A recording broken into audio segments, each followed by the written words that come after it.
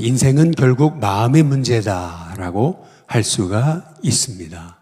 마음이 얼마나 중요한지 잠언은 무릇 지킬 만한 것보다 더욱 내 마음을 지켜라 라고 그렇게 말씀하고 있습니다. 마음이 맞으면 못할 게 없습니다. 또 마음이 기쁘면 가난해도 행복을 누릴 수 있습니다.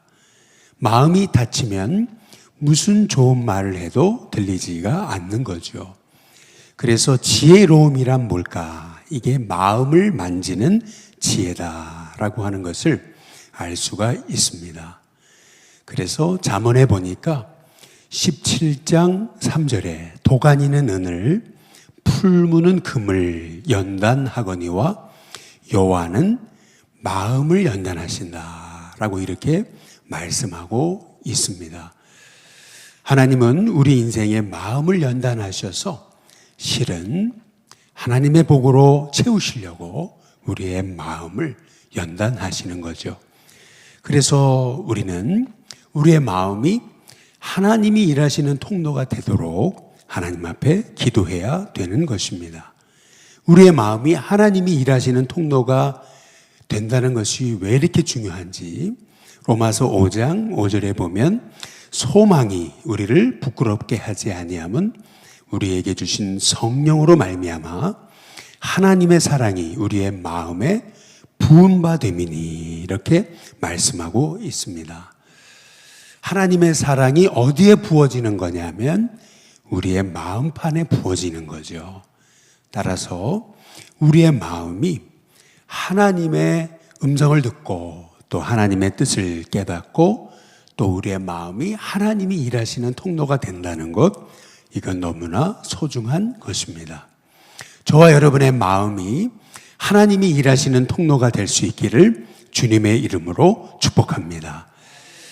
바울은 무엇보다 빌립보에서 마음의 중요성을 깨달은 인물이 아닐까라는 생각을 갖습니다. 오늘 우리가 함께 살펴보는 말씀이 이 빌립보서의 말씀이 아닙니까? 왜 바울이 이 빌립보에서 마음의 중요성을 깨달았는가? 바울은 본래 아시아로 가서 복음을 전하려고 그랬습니다. 그게 바울의 계획이었습니다. 그런데 성령이 막으시잖아요. 몸부림치면서 어떻게든지 간에 아시아에서 복음을 전할 계획이 있었는데 성령이 바울로 하여금 아시아에서 복음을 전하지 못하게 하셨다. 이렇게 성경이 말씀하고 있잖아요.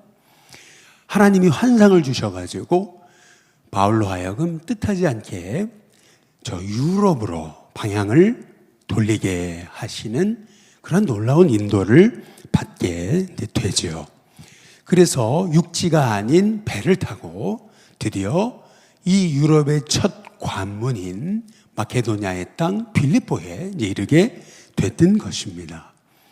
이 빌립보의 특징은 어떤 특징이 있었냐면은 바울이 보통 복음을 전하면 다 회당에 가서 복음을 전했어요.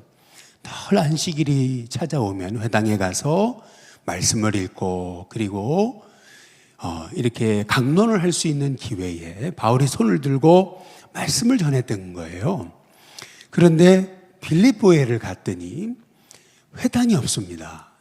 회당이 없다는 말은 뭘 의미하는 거냐면은 유대인들은 장정 10명 이상이 모여야 기도처를 만들 수가 있는 건데 회당을 만들 수가 있는 건데 그런데 이렇게 유대인이 없었다라고 하는 것을 의미하는 거죠. 그러니까 빌립보는 어떤 곳이냐면은 로마의 퇴역 군인들이 모여 살던 곳이 바로 이 빌립보였던 거죠. 로마의 군인들은 죽을 때까지 군인으로 그렇게 복역을 했던 게 아닙니다. 기간이 있었죠. 그래서 군인으로 생활을 마치면은 나라를 위해서 헌신을 했기 때문에 미국 사회가 그렇잖아요. 미군들한테 혜택이 엄청나잖아요. 마찬가지로 로마 군인이었다는 거, 생명을 바쳐서 로마를 위해 싸웠다는 거, 이것은 로마 시민들에게는 엄청난 자부심과 또 존경의 대상이었어요. 그래서 퇴역군인들의 경우 그들은 상당한 삶의 여유와 또 존경을 받던 그런 인물들이 이제 로마 군인들이었던 거죠.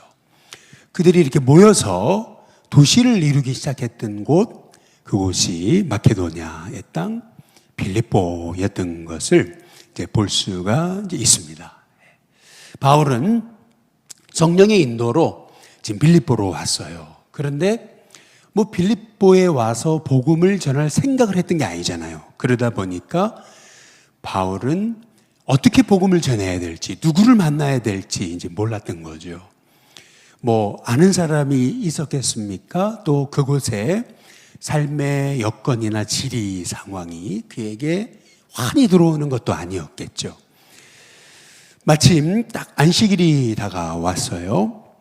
안식일이 오면은 늘 바울은 하나님 앞에 예배했잖아요. 그래서 혹시 몰라서 강가 쪽에 나가가지고 기도할 곳이 있을까라는 것을 찾기 위해서 거기 강가에 모여있는 여성들에게 여기 혹시 기도처가 있습니까? 이렇게 묻게 됐던 거죠. 그러면서 당신은 누굽니까? 이제 이런 대화들이 오고 갔겠죠. 그러다가 그곳에서 루디아라고 하는 뜻밖의 여성을 만나게 이제 됐던 거죠. 알고 보니까 이 루디아는 여기 빌립보 출신이 아니었어요. 루디아도 바울처럼 다른 곳에서 왔던 인물이었던 것을 볼 수가 있는 거죠. 두아디라시의 자주 옷감 장사였던 것을 볼 수가 있어요. 그래서 이 로마의 퇴역군인들이 모여있던 이 빌립보에 이 상당한 고가, 이 자주색이었다라는 거, 이 자주색은 굉장한 고가의 그러한 옷이었던 것이거든요. 우리식으로 말하면 여기 신세계, 뭐 이런데, 롯데, 현대백화점에 아주 명품 옷, 그런 옷을 판매하고 다루었던 인물이 루디아였던 거죠. 뜻밖의 바울은 그곳 지리가 훤할 뿐만 아니라 그곳에서 많은 영향력을 행사하고 또 많은 사람들과 관계를 맺고 있던 다 루디아라는 그러한 여성을 만나게 됐던 거죠. 계획하지 않았습니다. 성령의 이끌림으로 바울은 루디아를 만나고 거기에 바로 빌립보의 최초의 유럽 교회를 세우게 됐던 것이죠. 그런데 그때의 상황, 어떻게 바울이 계획하지도 않은 그 유럽의 그 첫 관문 빌립보에 교회를 세우게 될 수 있었을까? 성경은 그 이유를 이렇게 말씀하고 있어요. 사도행전 16장 14절에 보니까 주께서 그 마음을 열어 라고 말씀하십니다. 주께서 그 마음을 열어 바울의 말을 따르게 하신지라.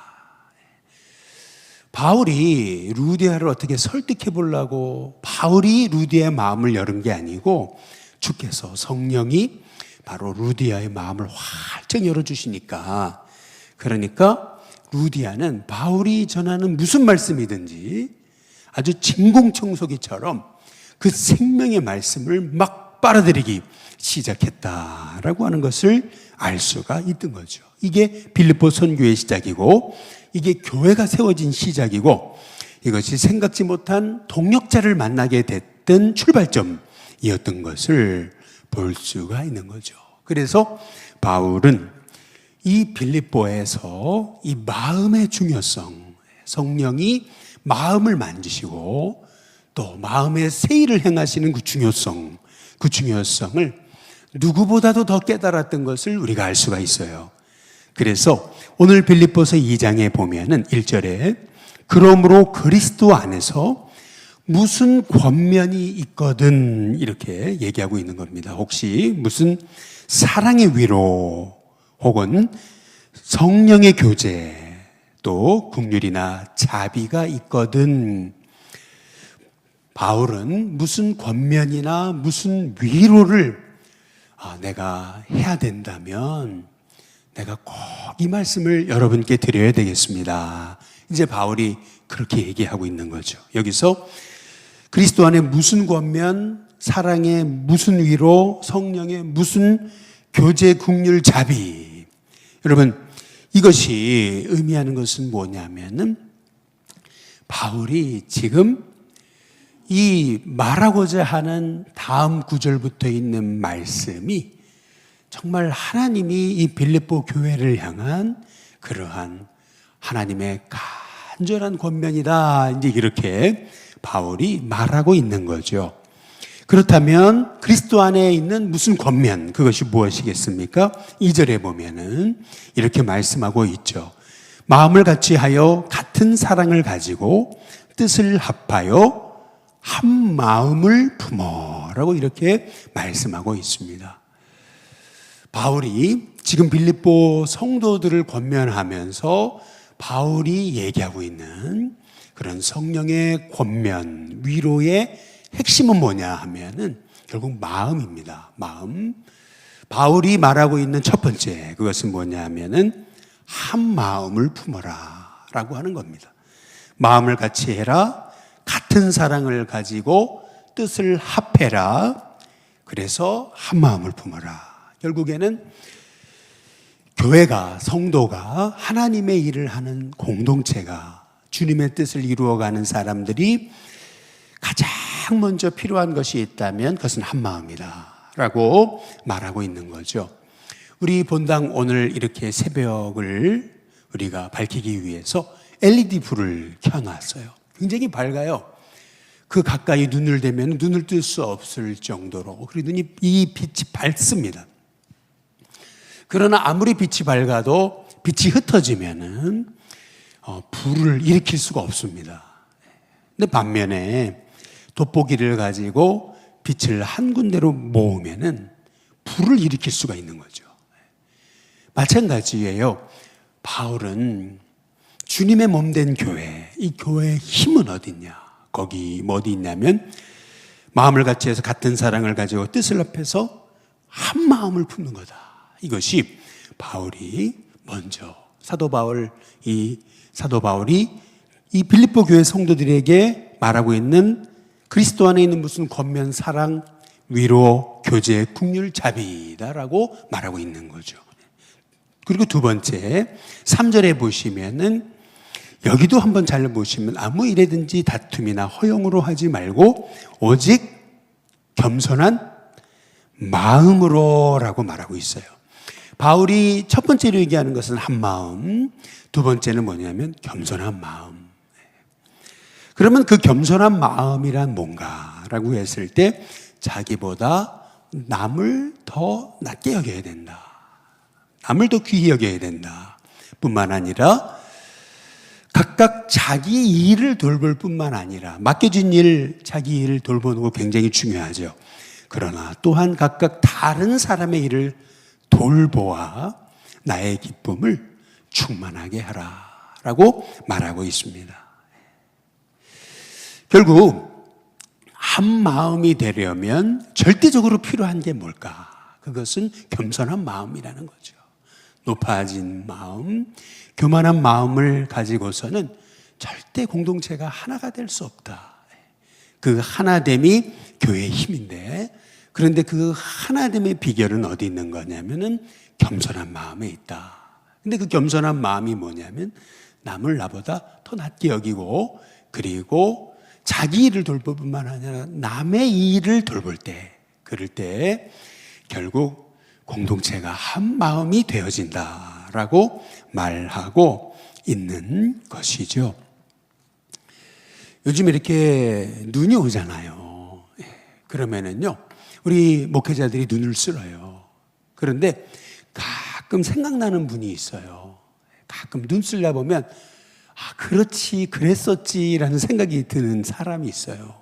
누구냐면은 지금 딴 데로 이사 가셔가지고 그 아이들도 다 우리 교회 나오셨고 이분도 가끔 나오셨던, 부부가 나오셨던 분인데, 이제 아침에 이렇게 눈이 오고 이제 이렇게 이분이 이제 어디를 가시다가 눈이 와 있잖아요. 목회자들이 눈을 쓸고 있잖아요. 그러면은요, 이분은 이렇게 세례도 안 받으신 분으로 알고 있어요. 그런데 막 달려와가지고 목사님 고생 많으세요 그러면서 함께 눈을 쓸어주셨던 분이 있어요.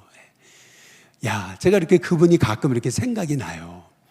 야, 참 멋진 사람이다, 이렇게 생각나는 사람이구나 라고 하는 것을 이제 생각하게 되는 거죠. 제 딸이 이제 건축을 공부하잖아요.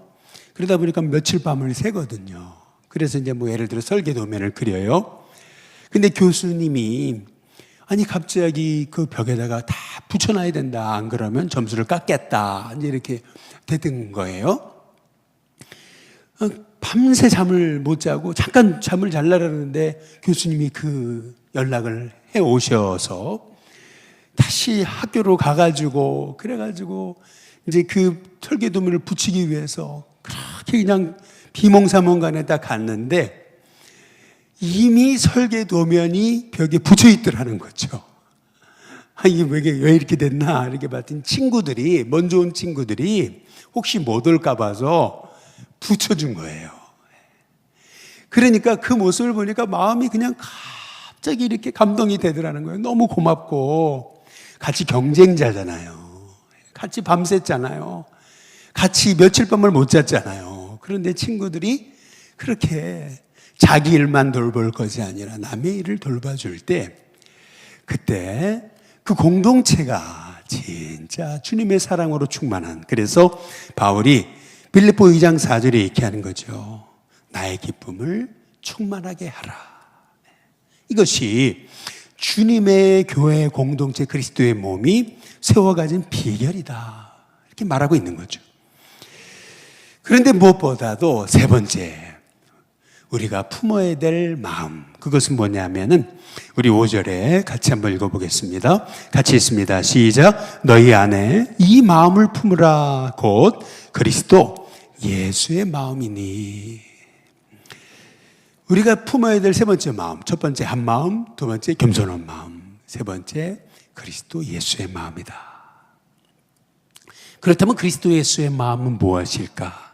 6절에 보니까 그는 근본 하나님의 본체세요, 하나님 자신이세요. 그러나 하나님과 동등됨을 취할 것으로 여기지 아니하셨어요. 대신 7절에 보니까 오히려 자기를 비우셨어요. 여기서 비웠다라고 하는 말의 헬라어 말은 케노시스라는 말입니다. 실은 복음의 핵심은 어디 있는 거냐면은 케노시스에 있습니다. 자기를 비우는 거. 예수님이 자기를 비우셨는데 어디까지 비우신 거냐면은 종의 형체를 가지사 사람의 모양까지 예수님은 자기를 비우셨어요. 뿐만 아니라 8절에 보니까 사람의 모양으로 나타나셨을 뿐만 아니라 자기를 낮추시고 죽기까지 복종하셨어요. 그 죽기까지란 뭘 의미하는 거냐면 십자가에 죽으신 것이죠. 다시 말해서 복음의 핵심은 뭔가? 복음의 핵심은 철저히 자기를 비우는 거예요. 그래서 하늘 권세를 포기하시고 이 땅에 가장 낮고 천한 곳에 아기의 모습으로 오신 우리 예수님. 여러분, 그것이 복음의 핵심인 거예요. 지금 바울은 이것이 바로 이 땅을 살리는 비결임을 우리에게 말씀하고 계시는 거죠. 그리스도 안에 무슨 권면, 사랑의 무슨 위로, 성령의 무슨 교제, 성령의 긍휼, 자비가 있거든. 너희는 이 마음을 품어야 된다. 그 마음은 뭐냐면 자기를 비우신 그리스도 예수의 마음이다. 이 케노시스 있잖아요. 철저히 자기를 비워서 우리를 위해 자기를 다 내어주셨기 때문에 우리가 산 거죠. 그래서 9절에 보니까 이러므로 하나님이 예수님을 지극히 높이셨다 그랬어요. 그냥 높이신 게 아니고요, 지극히 높이셨어요. 어느 정도로 높이셨냐면 모든 이름 위에 뛰어난 이름을 주신 거예요. 다시 말해, 여러분, 우리가 그 예수님의 이름의 권세를 의지하고 철저히 예수님 중심으로 내 마음이 철저히 빈 공간이 되고 거기에 예수님의 마음으로 채워질 때 내가 예수 이름을 선포하기만 해도 하늘에 있는 자들, 땅에 있는 자들, 땅 아래에 있는 자들이 모든 권세가 예수님의 이름 앞에 꿇어지는 거예요. 예수의 이름을 부르기만 해도 어떻게 되는 거냐면 11절 모든 입으로 주 예수 그리스도를 주라 시인하기만 했는데도 하나님 아버지께 영광을 돌리는 삶을 살게 되는 것이다. 이것이 사도 바울이 말한 그리스도 안에 있는 무슨 권면, 사랑의 무슨 위로, 성령의 무슨 교제, 긍휼 자비, 그 최고의 권면은 뭐냐면은 바로 예수의 마음, 케노시스, 철저히 자기를 비우신, 그래서 우리를 위해 자신을 내어주신, 여러분 이것이 바로 이 강림절에 우리가 기억해야 될 주님의 마음이라고 하는 것이죠. 사람들이 간디 그러잖아요. 그래서 저도 간디의 자서전을 조금 읽어봤어요. 그런데 조금 읽다가 좀 마음이 아픈 부분이 있더라고요. 그리고 내려놨어요. 그 마음이 아팠던 부분 지점은 어떤 지점이냐면은 간디가 교회를 다녔어요. 영국에서 교회를 다녔는데 이게 차별을 받은 거죠. 그러면서 교회를 통해 예수님을 보지 못했던 거예요. 그래서 교회를 떠났죠. 그래서 간디가 했던 말이 있어요. 그게 뭐냐면 교회는 싫다. 그러나 예수님은 좋다. 그래서 간디는 평생 산상수훈의 말씀을 늘 펴서 읽었다 그래요. 그리고 늘 산상수훈의 말씀을 따라 그의 그 사회 변혁 운동의 기초를 삼았다 그러죠. 거의 암송하다시피 했다 그래요. 이 간디가 가장 표대로 삼았던 말씀, 그것이 산상수훈, 예수 그리스도 생명의 말씀이었어요. 여러분, 우리가 그리스도 안에 있는 한마음, 그리스도 안에 있는 겸손, 그리스도 안에 있는 자기 비움, 케노시스, 이 마음을 품을 때 예수 이름을 부르기만 해도 마귀는 떠납니다. 예수 이름을 부르기만 해도 주님이 영광 받으십니다. 그런 복된 삶을 살아갈 수 있도록 하나님 우리로 하여금 예수의 마음을 오늘도 품고 이 강림절에 철저히 자기를 비우신 그 케노시스의 영광, 케노시스의 축복, 그것이 우리 가운데 있게 해달라고 기도할 수 있는 저와 여러분이 되시길 주님의 이름으로 축복합니다.